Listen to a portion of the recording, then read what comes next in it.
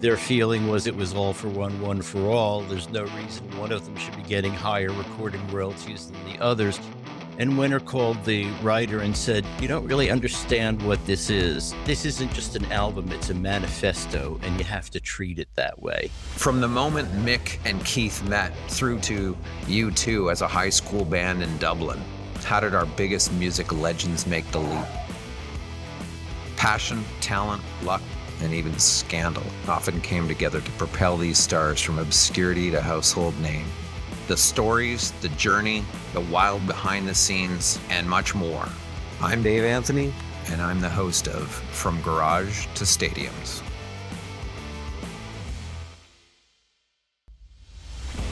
Welcome to part 2 of the story of Paul McCartney and Wings, where we'll discuss with our guest, Allan Kozinn, Paul's efforts at continuing to put out albums and hits despite the internal struggle facing the personnel of the band. We'll also look at Paul's continuing relationship with the Beatles on the legal front, and we'll also discuss a mysterious offer that surfaces for an incredible amount of money for the Beatles to reunite. Despite the defection of two members, McCartney decides to plod on with only Linda, McCartney, and Denny Laine. He decides on Lagos, Nigeria as the recording site for the Wings' next album.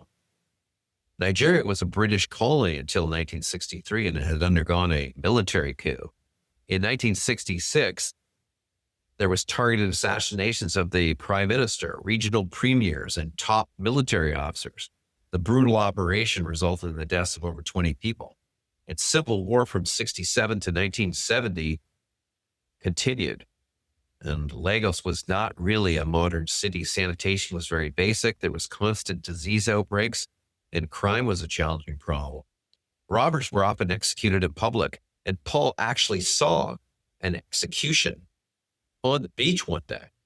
And Paul and Linda were even robbed at knife point. It's interesting when you move forward, all this kind of culminates when the Band on the Run album is being conceived in, of all places, Lagos, Nigeria, which Paul chooses to record in November 73, the Wings album Band on the Run.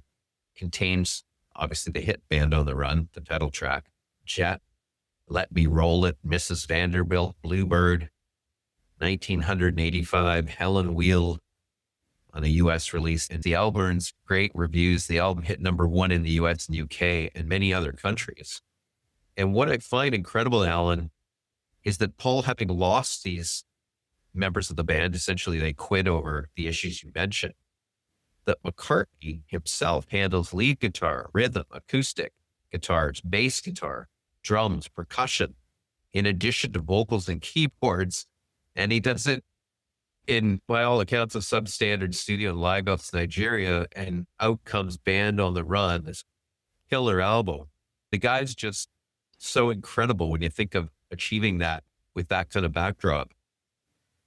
Yeah, that's true. Denny Laine was still in the group. Right. He did some of those guitar parts and bass parts. And Linda, by then, she had taken a lot of criticism when she joined the group because she wasn't really a keyboard player and he just wanted her in it. But by then she was getting to be pretty good. She contributed a lot of those synthesizer lines that you hear on the Band on the Run album. Those are hers. And in fact, when Paul was arranging to have some of it orchestrated, she was listening to the discussion with Tony Visconti, who was going to do the orchestration. And he proposed an idea and she said, "No, you're not burying my synthesizer lines." So she even took some pride of authorship there. But yeah, it was difficult. Denny Seiwell wanted to, when Henry quit, which was 2 weeks before they left for Lagos to record that album, Denny Seiwell said, "Look, we've been rehearsing this album as a band, and why don't we just get another lead guitarist, break in a lead guitarist, and go and record it as a band?" Now, Denny Seiwell had been the drummer on Ram, which was just Paul, Denny Seiwell, and one guitarist, Hugh McCracken, and in some cases, David Spinoza. And so Paul said, "No, we'll just do it like Ram." And Denny didn't want to do it that way. He wanted it to be a band.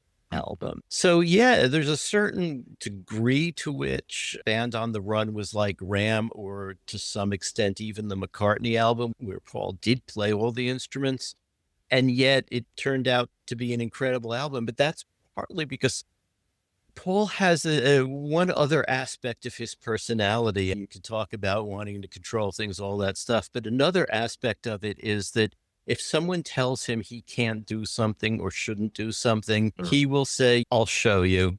And so he made Band on the Run, and he basically showed everyone. It went to #1 in the US 3 separate times. Wow. Yeah. That's amazing. That's an interesting insight there about the "I'll show you" factor. While basking in the glow of the success of Band on the Run, McCartney also has other good news. Constructive discussions between all four Beatles have begun on how to work out and unwinding their business interests, now that the other three Beatles have fired Allan Kozinn.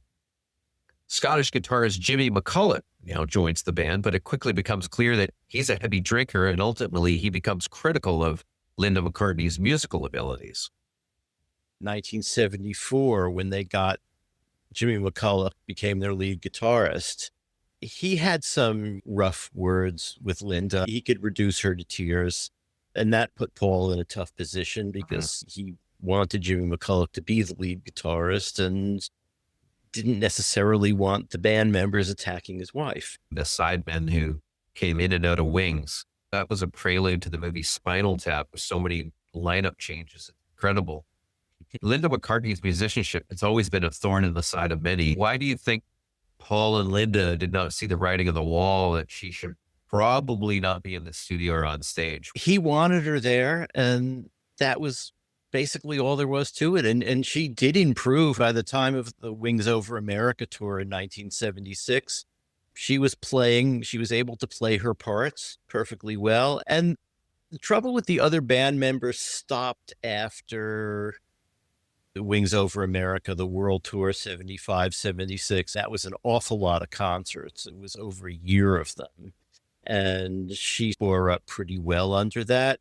By the time of the next iteration of Wings with Lawrence Juber and Steve Holley, they both have perfectly nice things to say about Linda, including as a musician. So she grew into the role. It took a while, but she did it.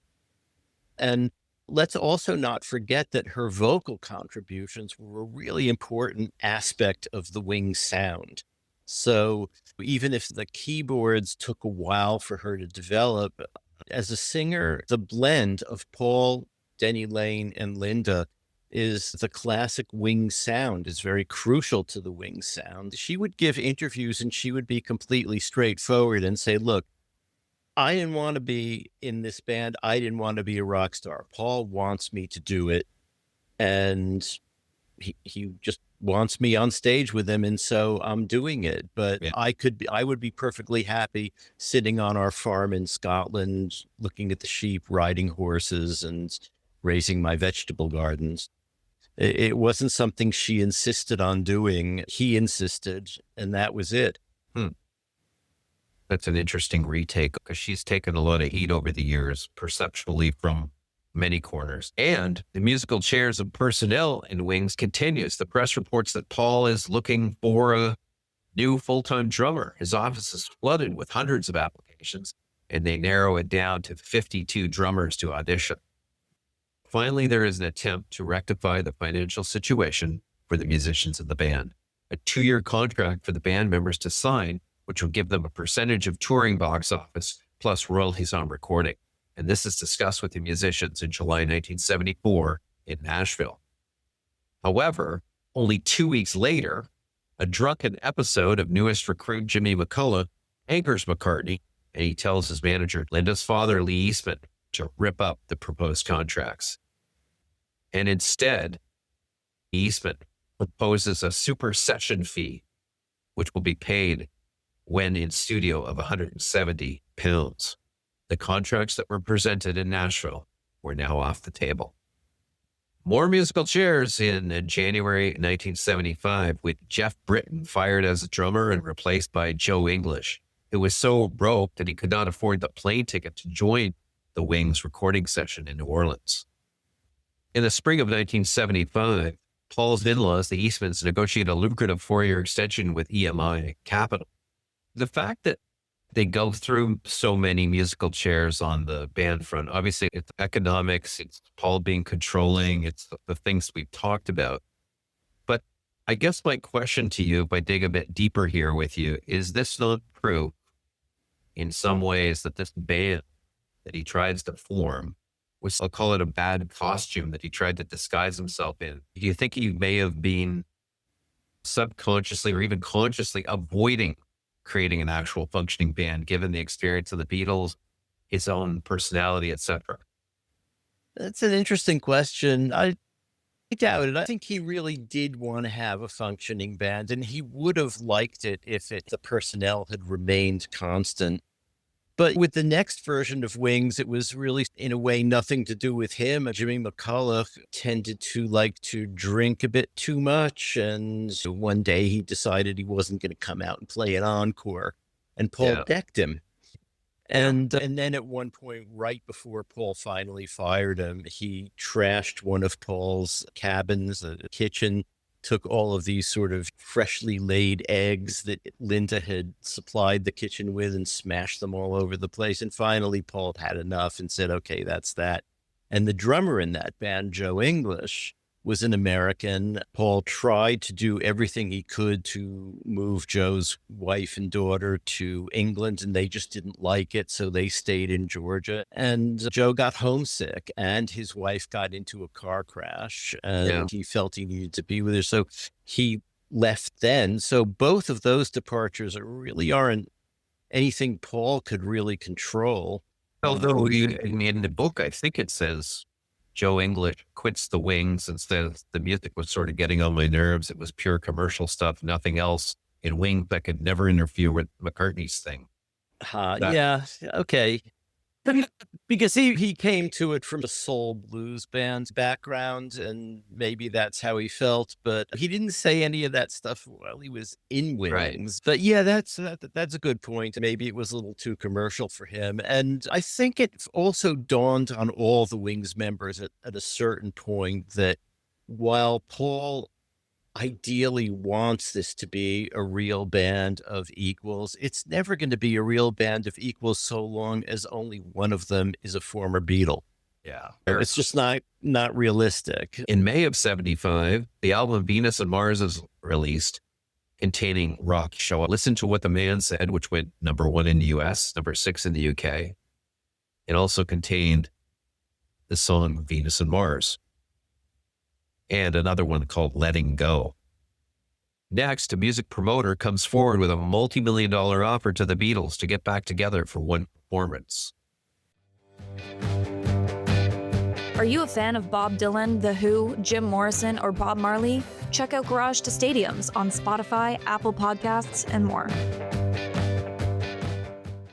In January 1976, an incredible offer appears. Promoter Bill Sargent offers the Beatles a $30 million advance to do a one-time televised live show with closed-circuit screening and record for an album. Total payout would have been an estimated $200 million, but he's turned down. In March 76 comes Wings at the Speed of Sound, containing a song called Silly Love Songs, which went to #1 in the US and #2 in the UK, and another hit called Let 'Em In. Picking up on that outrageous offer by Bill Sargent, Saturday Night Live producer Lorne Michaels offers the Beatles a grand total of $3,000 to reunite and play 3 songs on SNL. And Paul and John are watching the show at John's apartment and thinking about jumping in a cab and going to the studio, but are too tired. In a later show, George Harrison is a guest, and they did a bit about George trying to collect the money from Michaels. In December 1976, a live album called Wings Over America is released, containing the live version of Maybe I'm Amazed and several other tracks, and sells extremely well. Next, the musical chairs of band members continue, and Paul responds with a surprising plan. Paul finally addresses the financial discontentment and ambiguity of the band arrangement and offers the band members a contract to be employees of McCartney Music, Inc., with an annual salary of $100K plus bonuses for touring and recording. But just as that deal is settling in, a dramatic turn occurs. In a drunken rage, guitarist Jimmy McCullough wrecks the kitchen of one of the cottages at Paul's Scottish property, where everyone is staying and recording the next hit that Paul will release, Mull of Kintyre. Next morning, Paul wakes him up and tells him to get off his property and he's out. Similar to everyone else who leaves the Wings, Jimmy had been frustrated with money and a lack of creative freedom. Paul micromanaged and mapped out all of Jimmy's solos, and Jimmy died 2 years later at age 26. Then a couple months later, drummer Joe English quits the Wings. 1977's Mull of Kintyre was the first single to sell over 2 million copies in the UK, becoming at the time the biggest selling UK single. The bagpipe-led ballad became a massive phenomenon. It remains one of the best-selling non-charity singles in British history. In March 1978, the next Wings album, London Town, is released, containing the hit song With a Little Luck, which went to #1 in the US. It also contained a song called I've Had Enough. Is it fair to say that Paul McCartney will never be considered or identified in textbooks on human resource practices, like he is controlling and managing nature? You could probably say that. Yeah. But he could be considered a textbook case for business models because he's done quite well by diversifying into publishing. People don't really focus much on his publishing career, which is just a sideline, but it has made him an extremely wealthy man. Right. And that's without owning the Beatles catalog. Let's talk about how he earned that, how he got there. Obviously, there's a couple obvious reasons, but maybe give us some insight on that. Well, principally, we can return to Lee Eastman, his father-in-law, who we mentioned earlier. Lee owned publishing companies and was a lawyer for publishing companies. He knew the publishing field really well. And basically, what he said to Paul is, when you have money that you want to invest, you might as well invest it into something you love. What do you love? Well, Paul loved songwriting, and he loved songs, and he loved all of the old classic songs going way back. So the first thing that he did with Lee's help, Lee representing him as his lawyer, is he bought the Buddy Holly catalog. Paul loved Buddy Holly, and so now he owned Buddy Holly's catalog, and that was a start. And then over the years, other companies would come up, and he ended up owning lots of American Standard Songbook. He ended up owning a company that had a lot of Broadway musicals like Annie and Grease, and quite a lot of those shows that were extremely successful. In 1979, Paul would receive $20 million over 3 years with annual $2 million advance plus a royalty of a then unheard of 22% per album. The industry standard is 3%, 5%. And even when he signed with Columbia Records in 1979, it was really just for a few years, but one of the things that Lee negotiated was that Columbia owned a publishing company that had a lot of songs Paul liked in it, and the publishing company became part of the deal. So he didn't get just an advance and just royalties. He got a publishing company outright. So he owns a ton of songs, and they're now published under his company, which is called MPL. Anybody can go online and look up MPL, and you can get lists of the things that Paul owns. And it's just startling how much music he owns. So and yet the one thing that he really has always wanted and hasn't been able to get his hands on is the Lennon-McCartney catalog. Because and who owns that now? Because Michael Jackson at one point owned the Northern Publishing. Sony owns it now. Michael Jackson ended up having to sign a lot of it over to Sony to get his own deal. Yeah. So that came up for sale, and it somehow slipped through his fingers. He's always blamed Yoko, actually. He said that when that came up for sale, he thought that he and Yoko should buy it together because it's him and John. And Yoko, he says, kept saying that she could get it cheaper. And finally, Michael Jackson had it. So what the actual truth is there, I haven't quite gotten to yet, but theoretically in volume 3 of McCartney Legacy, we should get there. That brings up an interesting question. When he signed what was then the most lucrative recording deal in history in 1979, Paul would receive $20 million over 3 years with annual $2 million advance plus a royalty of a then unheard of 22% per album. The industry standard is 3%, 5%, whatever. To maintain their distribution rights for Paul's music worldwide, EMI agreed as part of this deal to increase Paul's royalties on the Beatles' back catalog. This was not known by John, George, and Ringo. Did this ever get revealed? Did they ever find out? Yes. Ringo found out when he was appearing in Paul's movie, Give My Regards to Broad Street, and he found out about it then. That was in 1983. And the other Beatles were quite upset about that because their feeling was it was all for one for all. There's no reason one of them should be getting higher recording royalties than the others. Now, Paul's argument was, well, I could have said I want part of some other catalog, but it's us. I could have said I want part of the Beach Boys catalog, but I said I want part of our catalog. So from his point of view, that was a legitimate request. It's not like because he was getting more, they were getting less. He was just getting more and they were getting what they were getting. Right. But they were very upset about that. And that battle between them is why when the Beatles were inducted into the Rock and Roll Hall of Fame in 1990, Paul didn't turn up because he felt that, wait a minute, we're having these knockdown, drag out battles. It'd be kind of hypocritical for me to turn up and accept this. So he didn't, and the others did. And George just said, it's a pity Paul didn't come because he's the one with the speech. But yeah, when they finally settled, it wasn't the first time something like that happened. Back in the days, towards the earlier part of this discussion with the Klein versus Eastman thing, Lee Eastman had recommended to Paul that he buy up more shares of Northern Songs. And Paul bought more shares of Northern Songs. He and John originally had the same amount of shares each. Paul bought some more, didn't bother mentioning it to John. When John found out about it, he was really upset. And Paul basically made the same argument that he made about the royalties later, which is, I wanted to invest in something. I thought, why not invest in us? Northern Songs was a public entity, so he was really buying shares in the public market, which he has every right to do. Right. And John felt that if he was going to do that, he should have told him, and he would have had the opportunity to match the number of shares. But whatever it was, there was always something going on that one of them was upset about. So. In November 1979, the non-album single Wonderful Christmas Time is released and does extremely well.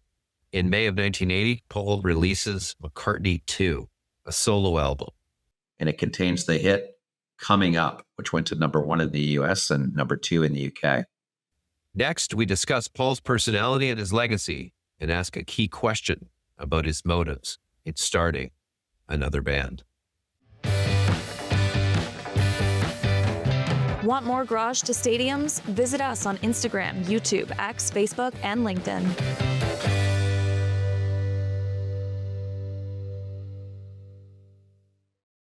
After hearing Paul's full story, the audience is, I'm sure, forming some opinions on Paul. Allan, you've done such extensive, incredible amount of research on this subject. How would you, after all you've done and looking back on your excellent works, how would you describe his personality if we said, give us sort of a short synopsis of who Paul really is? Well, he is an incredibly creative guy. That's just a base. He's really actually quite likable. I've interviewed hundreds of people really over the years, and you walk into a room to interview Paul and he has a way of making you feel as if you're just old pals and he has nothing he'd rather do than talk to you. Now, as a journalist, that can't be true, but that's his superpower in a way. On the other hand, he's very, as we've said, very determined to have things the way he wants it. And once he sets his mind on something, that's what it's going to be. In volume 3, we're going to write about Give My Regards to Broad Street, his movie, the one where Ringo found out about those royalties.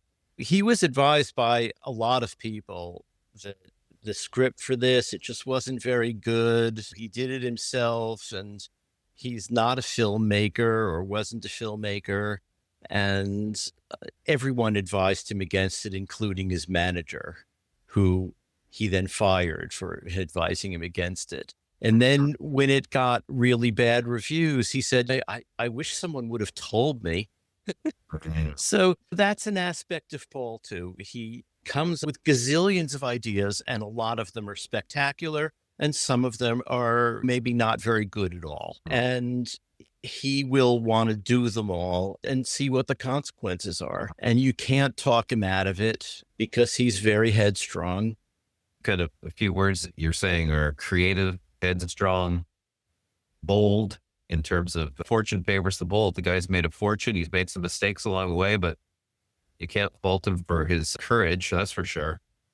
And he's also remarkably personable. That's the other aspect of it. Everybody who works with you don't run into a lot of people who say he is one nasty dude. Right. Everyone says he is the nicest guy. Even Keith, when I read Keith Richards' book, My Life, I didn't expect Keith and Paul to be friends, but he spoke very highly about him. They got together, they jammed a little bit, and he loved him. Yeah.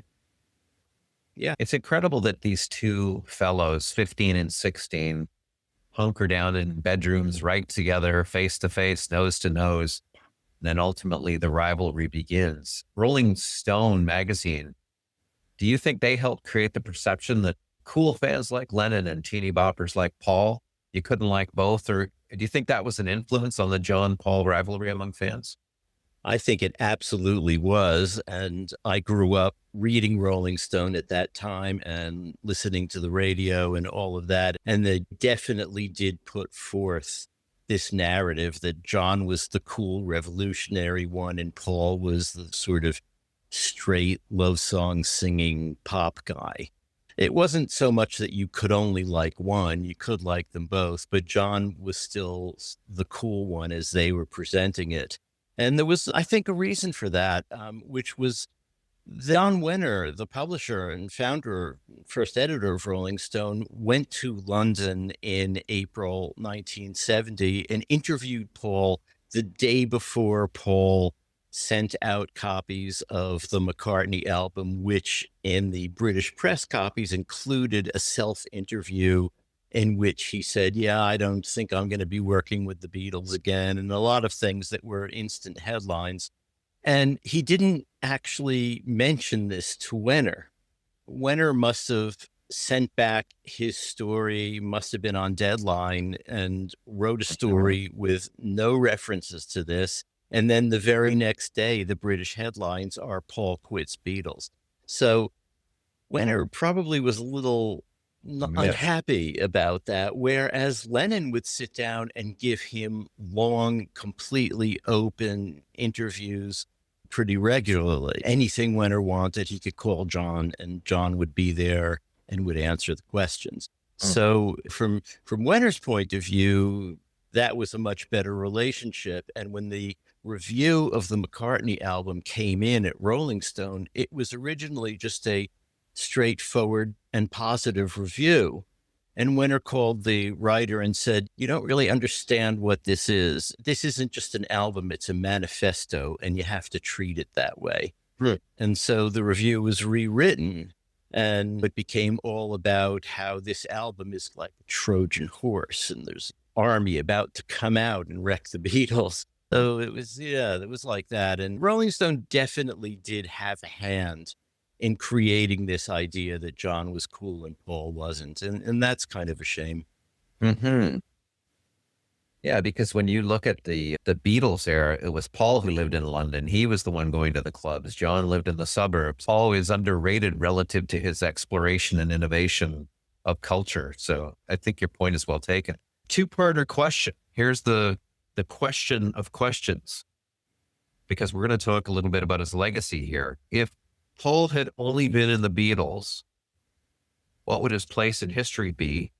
And the second part, Howell, his second act as a solo performer and member of Wings, looked upon when music history is told. His legacy, if he had only been in the Beatles, I think would still be amazing, because the Beatles themselves, the catalog that they recorded, from my point of view, is the zenith of Western civilization. So, not to put too fine a point. How do you really feel? Wow. So the Beatles music will always be out there. People will always love it. You keep seeing generation after generation. When I was growing up, we would never have listened to our parents' music. I listen to it now, but I wouldn't have as a kid. But you see kids listening to the Beatles music, and we're now old enough to be their grandparents. That music is always fresh. It's always great. And so even if Paul had never done another thing, even if none of them had ever done another thing, it would still be an amazing catalog, the greatest pop catalog of the 20th century. After the Beatles, I think because of what we said about how to describe Paul and the incredibly creative aspect, he just wasn't going to stop. And he's continued and he's developed over the years. He's done tons of really interesting things, things we haven't even talked about, like his classical stuff, and wrote ballet. He's done a lot of sort of avant-garde experimental things and weird dance music things, like with the Firemen. And so his creativity has allowed him to create a really impressive post-Beatles catalog too. And Wings is only a part of that. Wings was only the first decade. They broke up really in 1981. And after that, he's done a ton of extremely good stuff, some stuff that isn't amazing. But at his best stuff is really as good as a lot of the Beatles' best I stuff. saw him in concert 10 years ago, maybe. I was blown away. The performance, he refused to leave the stage. He must have been on there for 3 hours. That's right. He just gives a great show. And when you see that catalog in action, you're kind of like, man, we're witnessing history in here. The guy is a legend. That's absolutely true. He really has done some astonishing work. What are 3 songs you think the audience should give a listen or re-listen to get an appreciation of his post-Beatles work? It's a really difficult question. And on any given day, I would come up with 3 other songs. So we're talking about 3 post-Beatles songs. Correct. So the first would be Backseat of My Car on the Ram album. There's a lot of influence in that song of Brian Wilson of the Beach Boys, who Paul absolutely admired, both in terms of backing vocal harmonies and melodically. And so Backseat of My Car is like a little rock symphony. This is a story of there's 2 kids and their parents are sort of frowning upon them being out late and all that stuff. And they just want to do it and maybe drive down to Mexico and get free of it all. But it is an exquisitely beautiful song, and it's on Ram. The second one I would choose is Picasso's Last Words, Drink to Me, from Band on the Run, partly because I think you need to have something from Band on the Run and from Wings. And Picasso's Last Word is not the first song people choose. You know, people would go with the title song or Jet or one of those. Picasso's Last Words is really interesting because, first of all, he wrote it or at least wrote the seed of it at a dinner with Dustin Hoffman, where Dustin Hoffman said, could you write a song about just anything? Like, what about this? And he picked up a Time or Newsweek magazine where Picasso had just died, and it included Picasso's last words.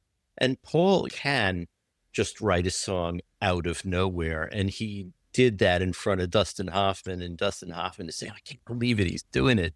But then he took it to Lagos. He recorded it at Ginger Baker's studio and ended up making it into a multi-part thing where there's a bit of French radio supposed to represent what Picasso was hearing on his last night. And he took a BBC French language tape and put it in there and had some clarinet and brought some people in to do a kind of lightly jazzy thing to go with it.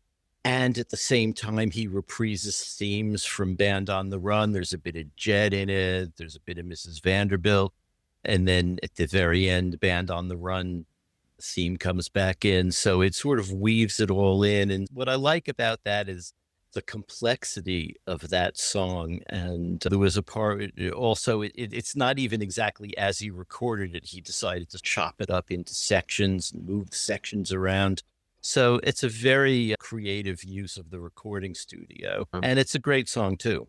Mm. And then the third one is from 1989 from the Flowers in the Dirt album, and it's My Brave Face. And it's a collaboration with Elvis Costello, with whom he wrote basically an album's worth of material that appears on a number of his albums and Elvis's albums. I think that Elvis Costello was probably his best collaborator since John Lennon, because Elvis has this tough edge that John had. And My Brave Face it's a song about someone who's after a breakup, he's on his own and he's not used to it. And he says, like, breaking up the dirty dishes and throwing him away kind of thing. So, and it's also, again, melodically beautiful, backing vocals, everything about it it just clicks right into place. So those would be my 3 picks for today. But if we talk next week, could be 3 others. Today we've been talking to Allan Kozinn, the co-author, along with documentarian Adrian Sinclair, of a 2-volume pair of books called The McCartney Legacy, a retrospective of Paul McCartney's career from the end of the Beatles onward. And volume 3 is coming soon. I would say 2028, probably. The detail that Allan puts in these books is incredible. And if you're a McCartney fan, a Beatles fan, you'll want to start with volume 1, and it's unbelievably scholarly work, I will say, Allan. So congrats on the book, and thanks so much for illuminating us on a lot of elements of Paul and Wings and that post-Beatles era. My pleasure. Thanks for having me.